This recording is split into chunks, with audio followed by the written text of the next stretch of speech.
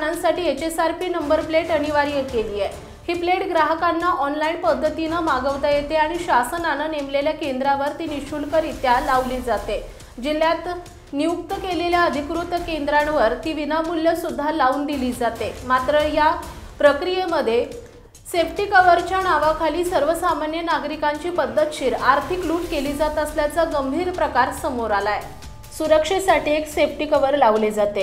हे कव्हर लावणं पूर्णपणे ऐच्छिक आहे आणि ज्या ग्राहकांना गरज वाटत असेल तेच लावतात। मात्र ग्राहकांनी जर स्वतः बाजारातून विकत आणलेले सेफ्टी कव्हर लावून देण्याची मागणी केली तर ते लावण्यास केंद्रावरील कर्मचारी स्पष्टपणे नकार देत आहेत। तसेच सेफ्टी कव्हर लावायचं असेल तर ते त्याच केंद्रामधून घेणं बंधनकारक केलं जात आहे। बाहेरून आणलेले कव्हर लावून देण्यासाठी 50 रुपये अतिरिक्त शुल्क आकारले जात असल्याची माहिती आहे। अशा प्रकारे ज्या ग्राहकांना सेफ्टी कव्हर लावायचे आहे त्यांना ते केंद्रातूनच विकत घ्यावे लागत आहे।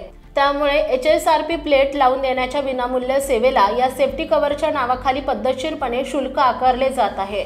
या सेफ्टी प्लेटच्या नावाखाली केलेली पद्धतशीर लूटमार होत असल्याची नागरिकांमध्ये चर्चा आहे। या गैरप्रकाराबद्दल तक्रार करायची झाल्यास नागरिकांना मोठा मनस्ताप सहन करावा लागत आहे। नागरिकांच्या म्हणण्यानुसार टोल फ्री क्रमांकावर तक्रार करण्याचा प्रयत्न केल्यास समाधानकारक प्रतिसाद मिळत नाही। तक्रार निवारणासाठी बसवलेले प्रतिनिधी म्हणजेच बुजगावणे असून त्यांच्याशी बोलल्यानंतर तक्रार करणं किती चुकीचं आहे याचा अनुभव येतो, अशी संतप्त प्रतिक्रिया येत आहे।